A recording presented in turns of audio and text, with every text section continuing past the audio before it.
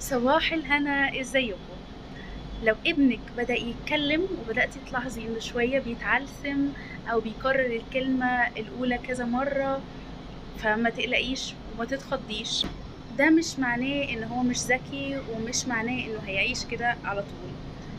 في الاطفال في نسبة كبيرة منهم لحد 5 و6 سنين بيتعلسموا في الكلام. بس انتي بلاش تقوليله يلا بسرعة او اتكلم صح او ليه بتتكلم كده. الحاجات دي بتأخر مش بتفيد، والكلام ده بيأخر الطفل وبيزود التعلسم. طيب نعمل ايه؟ نديله مساحته ووقته براحته، ونقعد نسمعه وما نكملش بداله الكلام. ولو الموضوع ده استمر اكتر من 6 سنين، ممكن بقى نبدأ نودي جلسات تخاطب.